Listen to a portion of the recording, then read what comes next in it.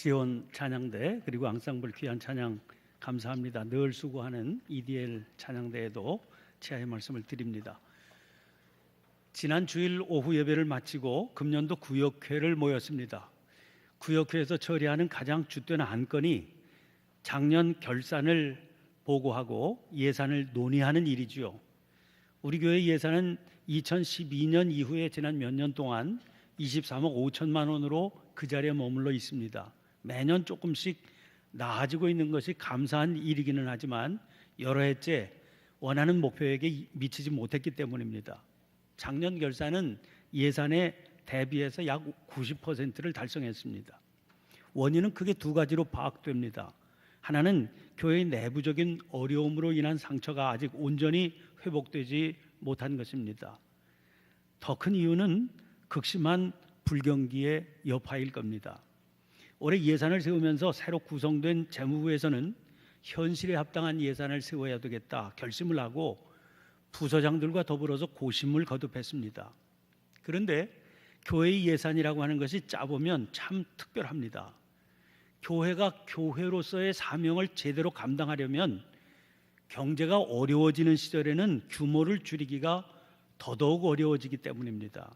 그것은 우리 교회 정도의 규모에서는 더욱더 그렇게 됩니다.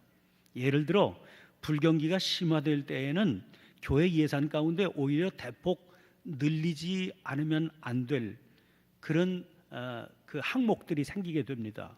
사회봉사부 예산 같은 거지요. 금요일마다 형편이 어려운 분들이 구제비 받으러 교회로 옵니다. 재작년까지는 500원씩 드렸는데 컵라면 한 개라도 살 수 있는 돈은 드려야 되지 않겠나 생각해서 작년부터 1,000원으로 인상을 했습니다. 그랬더니 찾아오시는 분들이 몇 배로 늘었습니다.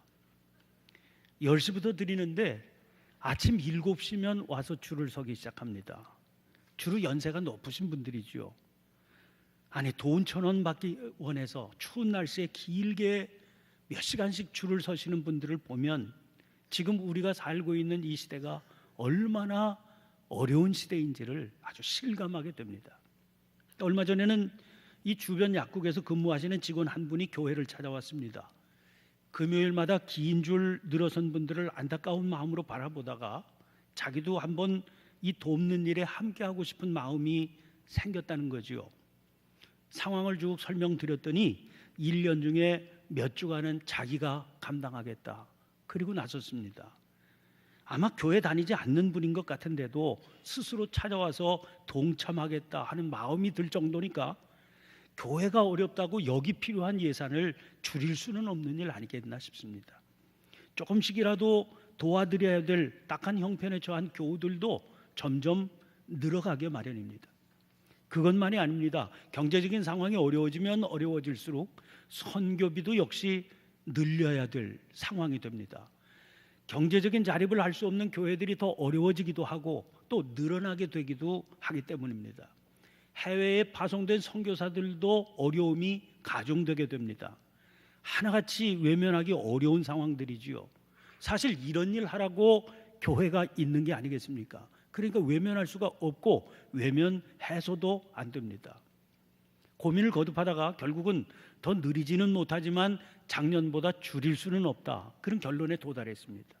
구역 회원들도 이런 고충을 이해하고 원한 그대로 받아주었습니다. 여기에 올해는 우리가 교회적으로 큰 숙제가 하나 더 늘었습니다. 우리 본당은 건축할 때부터 아름답고 우아한 건물로 소문이 난 자랑스러운 건물입니다.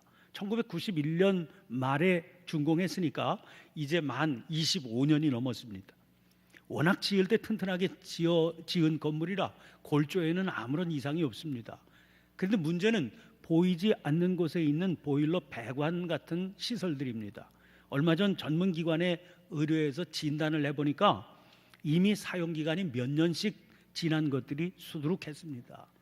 제때 교체하고 수리해주지 않으면 안전상에도 문제가 생길 우려가 있고 또 골조에도 영향을 주게 되어서 이 건물을 오래 사용할 수 없게 됩니다. 어제 오늘의 이야기가 아니기 때문에 오래전부터 이 문제를 고심하면서 의논해왔습니다. 제일 편하고 쉬운 거는 연차적으로 급한 것부터 수리에 들어가는 방법 아니겠나 싶어서 그쪽으로 가능한지 연구했죠. 그러나 어렵기도 하고 비효율적이라고 하는 결론에 도달했습니다. 그러기에는 당장 손을 대야 할 시설들이 너무나 많기도 했고, 억지로 그런 식으로 한 차례 돌다가 보면 수리가 채 끝나기도 전에 수리한 것을 다시 손대야 하는 그런 일까지도 생길 수 있기 때문입니다. 그러니 결단을 내려야 됐습니다. 그래서 이 일을 위해서 특별 헌금을 해서 급한 수리를 한꺼번에 하기로 결정했습니다. 아직 정확한 견적은 나오지 않았지만 상당한 액수가 들어가야 되지 않겠나 생각하고 있습니다. 무슨 경제 전문가가 아니라고 그래도 올해는 어떤 해보다도 경제가 어려울 거다, 그렇게 전망들을 하고 있습니다. 형편이 나았던 해도 쉽지 않은 살림인데 책임 맡은 그런 부서장들의 염려가 당연히 크지요. 그러나 어디 그분들만의 일입니까? 우리 모두가 함께 지고 나가야 할 짐입니다. 그러니까 목사로서도 어깨가 무겁습니다. 자꾸 염려하는 마음이 찾아오지요. 그런데 성경을 보니까 염려하지 말라는 말씀이 여러 차례 등장합니다. 리차드 범브란트 목사님이라고 하는 분이 계시는데 옛날 공산치하 루마니아에서 오랫동안 옥살이를 했던 분입니다. 그때 그 옥살이 하면서 고생하면서 경험한 간증들을 담아서 하나님의 지하운동이라고 하는 책을 펴내셨습니다. 아주 감동적인 내용들이 들어있습니다. 이분이 재판도 없이 14년 동안 온갖 고문과 학대에 시달리면서 옥살이를 했습니다. 심지어 3년 동안은 한 줄기 빛도 들어오지 않는 독방에 수감되기도 했습니다. 이 지경이 되니까 자기도 모르게 하나님을 원망하는 마음이 찾아오고 낙심이 되더라는 겁니다. 근데 그때 주님의 음성이 들려왔습니다. 사랑하는 종아, 성경에 걱정하지 말아라, 두려워하지 말아라, 염려하지 말아라 하는 말이 몇 번이나 등장하는지 알고 있냐? 그래서 그 뒤로 목사님은 이 물음을 마음에 품고 성경을 체크해 가면서 읽고 또 읽었습니다. 여러분, 몇 번이나 기록되어 있겠습니까? 목사님이 체크해 보니까 366번이 등장하더라는 겁니다. 그래서 그때 깨달았습니다. 1년이 365일 아닙니까? 하루라도 걱정하는 날이 있어서는 안 된다 하시는 하나님의 뜻을 깨달아 알게 됐다는 거지요. 근데 또 의문이 들었습니다. 1년은 365일인데 왜 366번 등장하나 하는 거죠. 이 의문이 곧 풀렸습니다. 4년에 한 번씩 찾아오는 윤달에는 2월이 29일까지 있어서 그 해는 366일 아닙니까? 그런 경우까지도 걱정하지 말라는 겁니다. 그 사실을 확인한 순간 목사님 마음에 기쁨이 넘쳐나게 됐습니다. 감사의 눈물이 흘렀습니다. 감옥은 나의 사역지다 외치면서 그리스도의 남은 고난을 채우는 믿음을 지니고 살 수 있게 됐습니다.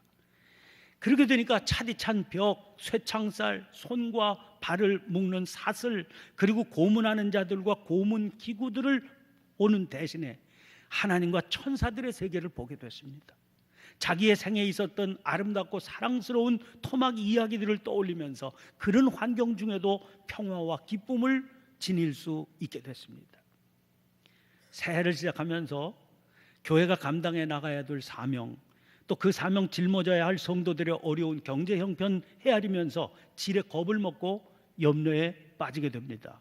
그런데 주님은 기도할 때마다 그런 형편 중에서도 염려하지 말고 걱정하지 말라고 그러십니다. 두려워하지도 말라고 그러세요. 주님의 응답을 붙들면서 믿음이란 무언가를 다시 떠올려 보게 됩니다. 여러분, 믿음으로 산다는 게 뭡니까? 한마디로 전문가들의 말보다, 경험론자들의 얘기보다, 그리고 낱낱이 열거되는 통계 숫자보다 하나님의 말씀을 더 굳게 신뢰한다. 그게 믿음으로 산다는 것 아닙니까? 어려운 시기에 주님께서 붙들고 살라 하시는 말씀을 구하며 붙들게 된 말씀이 오늘 본문 말씀입니다. 오늘 본문 말씀은 마태복음 5장부터 7장까지 수록된 긴 설교, 산상설교의 한 부분입니다. 이 부분 한복판 6장에서 주님은 성도가 믿음으로 산다는 것은 모든 삶의 시간을 하나님 앞에서 살아가는 것이다, 그렇게 가르쳐 주십니다. 그렇게 살아가야 할 성도의 삶에는 크게 두 개의 기둥이 있습니다. 그중 하나의 기둥은 자기의 영적인 삶입니다. 주님은 그 영적인 삶을 기도하고 구제하고 금식하는 것으로 예를 드시면서 그런 삶을 하나님 앞에서 행하며 살려면 남에게 보이려고 하지 말아야 된다, 그렇게 가르쳐 주십니다. 그게 6장 전반부 1절부터 18절까지의 내용입니다. 6장 후반부인 19절부터 34절에서는 또 다른 한 개의 기둥, 세상에서 속해서 살아가는 삶에 대해서 말씀하고 있습니다. 성도라고 그래서 세상을 떠나 살 수는 없습니다. 그럴 수도 없지만 그래서도 안 됩니다. 성도도 역시 다른 사람들처럼 직장 다니고 사업하고 가정 돌보면서 살아야 됩니다.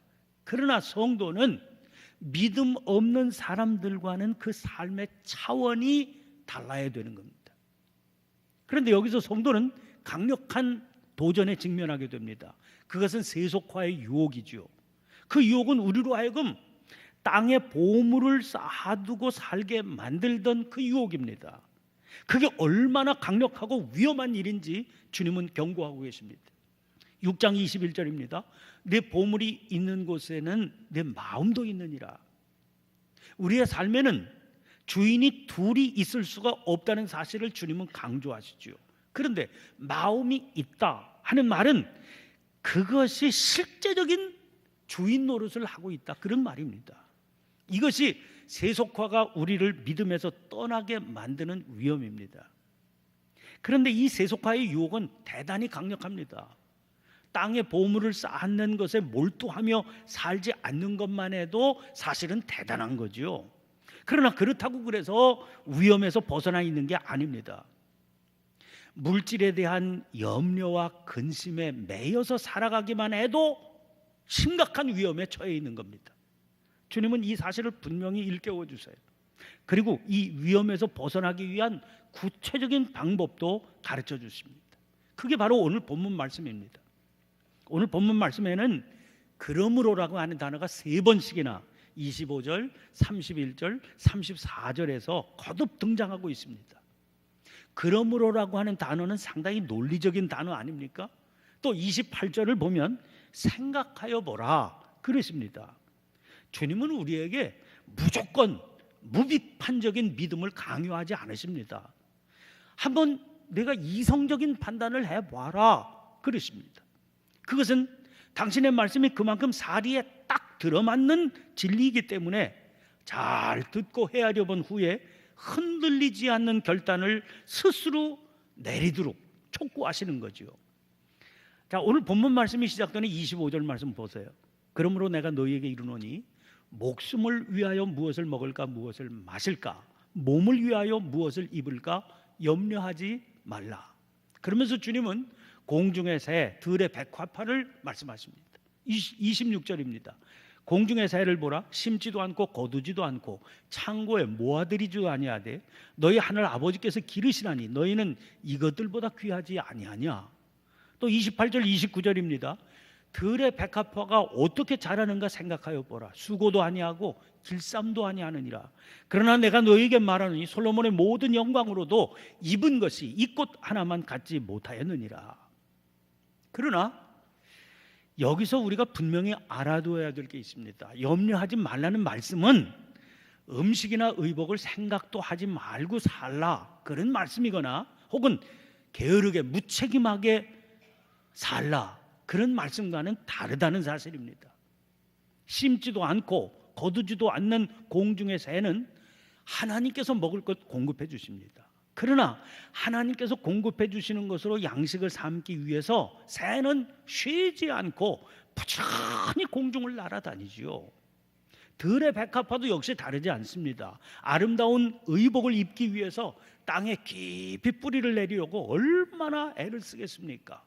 그러므로 생존을 위해서 땀을 흘려 열심히 일하는 것은 하나님의 뜻을 실현하는 거룩한 일입니다. 그것으로 자기 식구들의 생존을 책임질 뿐 아니라 누군가의 삶을 도와주는 일이기 때문입니다. 다만 문제가 되는 것은 이 일에 대해서 염려하며 사는 게 문제가 되는 겁니다. 이런 거지요. 과연 내가 필요한 양식을 채울 수 있을까? 입어야 할 옷을 구할 수 있을까? 이런 생각에 마음이 지배당하는 게 문제라는 겁니다. 34절 말씀입니다. 그러므로 내일 일을 위하여 염려하지 말라. 여러분, 염려는 언제나 내일 일입니다. 여기서 내일이라고 하는 것은 단순히 오늘, 내일, 모레 하는 그 내일이 아닙니다. 아직 찾아오지 않은 미래라고 하는 의미입니다. 생각해 보면 엄격한 의미에서 내일은 내 일, 그러니까 내 소관 사항이 아닌 시간입니다. 내일이 내게 보장되어 있다 자신할 수 있는 사람이 누굽니까? 만약 그런 마음을 품고 산다면 그야말로 주제넘고 건방진 생각이지요. 내일이라고 하는 시간은 전적으로 하나님께 속해 있는 시간입니다. 그 분명한 사실을 주님은 누가복음 12장에 등장하는 어리석은 부자의 비유에서 분명히 가르쳐 주셨습니다. 한 부자가 풍성한 소출을 거두었습니다. 그래서 새 곡간을 짓고 크게 짓고 그 크게 지은 곡간에 소출한 그 곡식을 쌓아 놓았습니다. 그러면서 말합니다. 평안히 쉬고 먹고 마시고 즐거워하자. 그런데 그에게 하나님께서 말씀하십니다. 어리석은 자여, 오늘 밤에 내 영혼을 도로 찾으리니 그러면 내 준비한 것이 누구의 것이 되겠느냐. 여러분, 이 부자를 향해서 왜 어리석다 하셨겠습니까? 내일은 자기의 소관사항이 아니라고 하는 이 분명한 사실을 깨닫지 못했기 때문입니다. 그렇다면 쌓아둔 것만 어리석은 행위겠습니까? 내일 일어날 일 때문에 염려하는 것도 역시 어리석은 일 아니겠습니까? 그러면 이 어리석음의 뿌리에는 뭐가 있겠습니까? 오늘 본문 30절 마지막 문장 보세요. 믿음이 작은 자들아. 믿음이 작은 게 문제라는 겁니다. 뿌리에는 믿음이 작은 게 있다는 거죠. 작은 믿음, 그러면 또 떠오르는 말씀이 있습니다. 마태복음 17장입니다. 거기 보면 예수님께서 제자 셋을 데리고 변화산 위로 올라가신 사이에 귀신이 들려서 간질로 고생하는 아들을 고쳐달라고 하는 아버지가 그 아들을 데리고 주님께 찾아왔습니다. 주님이 안 계시니까 대신 제자들이 나섰지요. 근데 고치지를 못하는 겁니다. 산에서 내려오신 주님께서 귀신을 꾸짖어 내쫓아 주셨습니다. 제자들이 자기들은 쫓아내지 못한 이유가 뭔가 주님께 조용히 여쭈었습니다. 그 질문에 대한 주님의 대답이 이렇습니다. 17장 20절입니다. 이르시되 너희 믿음이 작은 까닭이니라. 진실로 너희에게 이르노니 만일 너희에게 믿음이 겨자씨 한 알만큼만 있어도 이 산을 명하여 여기서 저기로 옮겨지라 하면 옮겨질 것이요 또 너희가 못할 것이 없으리라. 여러분, 이 말씀은 조금 이상하게 들립니다. 왜냐하면 믿음이 작은 까닭이라고 그러시면서 믿음이 겨자씨 한 알만큼만 있어도 큰 능력을 나타낼 수 있으리라 하셨기 때문이지요. 앞뒤가 맞지 않는 말씀 아닙니까? 그러니까 여기서 작은 믿음이라고 하신 것은 단순히 양의 차원이 아니라고 하는 걸 분명히 알 수 있습니다. 그래서 유진 피터슨은 이 부분을 너희가 아직 하나님을 진지하게 대하지 않아서 그렇다 이렇게 옮기고 있는 겁니다. 이 번역을 그대로 오늘 본문 말씀에 한번 적용시켜 보세요. 뭐라고 말씀하신 겁니까?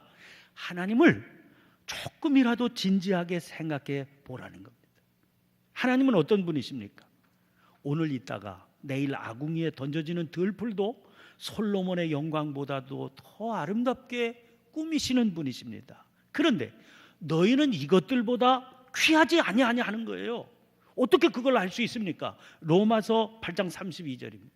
자기 아들을 아끼지 아니하시고 우리 모든 사람을 위하여 내주시니가 어찌 그 아들과 함께 모든 것을 우리에게 주시지 아니하겠느냐. 바로 그게 우리의 믿음의 고백 아니던가요? 그러니 하물며 너희일까 보냐 하십니다. 그러므로 그 하나님의 소관 사항인 내일을 붙들고 염려한다 하는 그 자체가 하나님을 나는 못 믿겠다 그 말과 다르지 않은 겁니다. 그야말로 겨자씨 하나일 만한 믿음조차 지니지 못한 태도인 거지요. 그래서 염려는 죄고 염려하는 것은 죄 짓는 일이다. 그렇게 규정하게 되는 겁니다. 이렇게 분명한 겁니다. 그런데도 굳이 믿음이 없는 자들아 하시지 않고 믿음이 작은 자들아 하신 이유가 뭐겠습니까?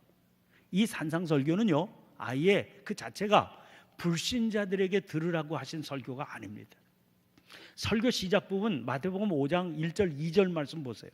예수께서 무리를 보시고 산에 올라가 앉으시니 제자들이 나온지라 입을 열어 가르쳐 이르시되, 그러니까 당신을 향해 나오는 제자들에게 주신 설교입니다. 그래서 오늘 본문 26절에 너희 하늘 아버지라고 분명히 말씀하고 계시는 거죠. 그러므로 이 말씀을 듣는 이들은 분명한 믿음의 고백이 있는 사람들입니다. 그 고백의 내용이 뭐겠습니까? 자기의 죄가 예수 그리스도의 십자가 피로 말미암아 깨끗하게 씻김 받았고 그 결과 죄와 허물로 죽었던 자기는 구원받았다. 이 믿음의 고백입니다. 그런데 그런 분명한 구원의 확신을 가지고 사는 이들을 향해서 주님은 지금 이 말씀을 하시는 겁니다.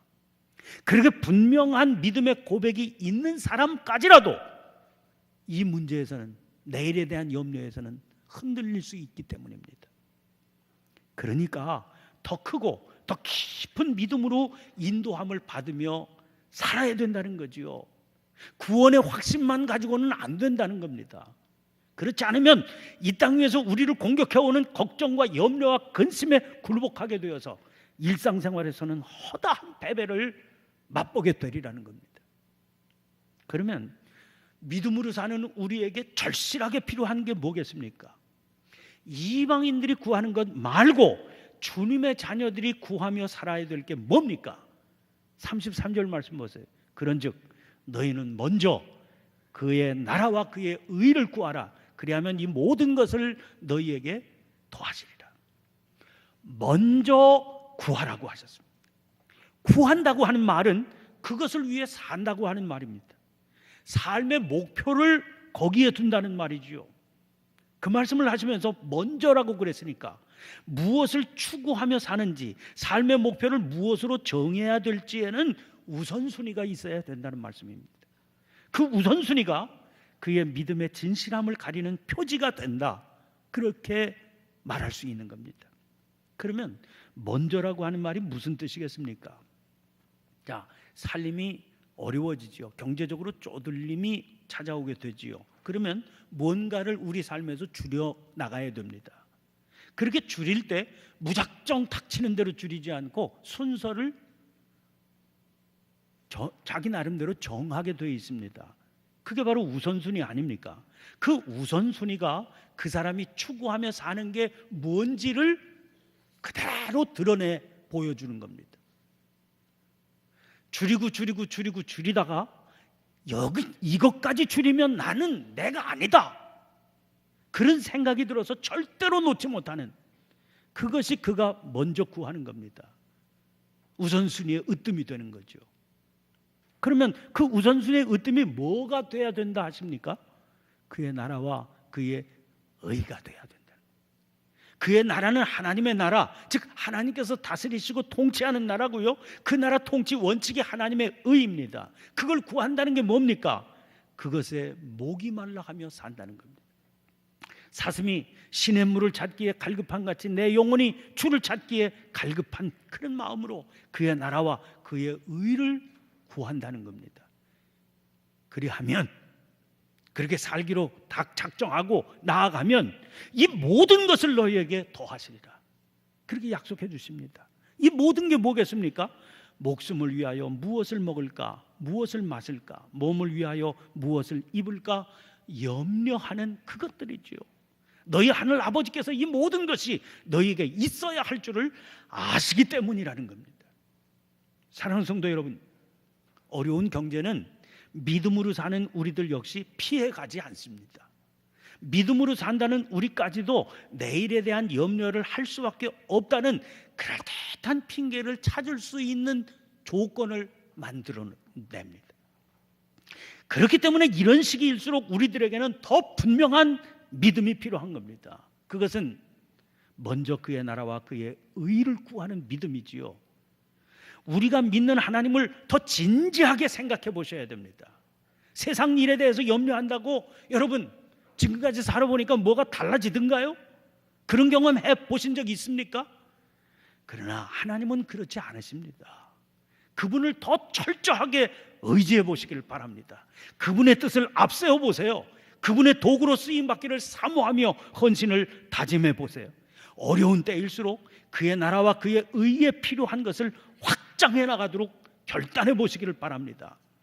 신앙생활 해보면서도 지금까지 결단해 보지 못했던 온전한 11조 생활 내가 시작해 버리라 한번 결단하시고 힘을 다해서 보다 더 내가 풍성한 감사 생활 하면서 살겠다 결단 내려보시기를 바랍니다. 그래서 가장 어려웠던 시절에 하나님께서 당신의 자녀들에게 친히 필요한 것을 모든 것을 책임지고 공급해 주시는 살아계신 하나님이셨다 하는 걸 분명하게 체험하는 그런 기회로 삼게 되시길 간절히 축원을 드립니다. 기도를 드리겠습니다.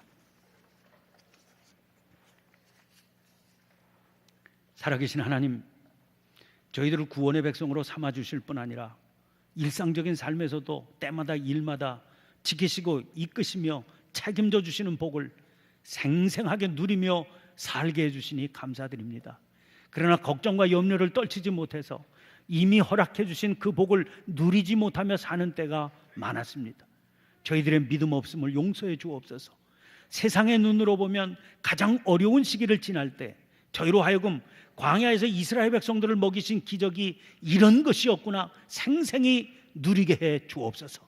주님이 아니시면 제 한 몸만 위해 살면서도 걱정과 염려로 늘 초라할 수밖에 없을 저희들이 독수리 날개치며 올라간 같은 새 힘을 공급받으며 살아가는 그 풍성한 은혜를 누리며 그의 나라 그의 의를 위해 쓰임받는 감격 속에 살아가게 해 주시옵소서. 예수님의 이름으로 기도하옵나이다. 아멘. 아멘. 아멘.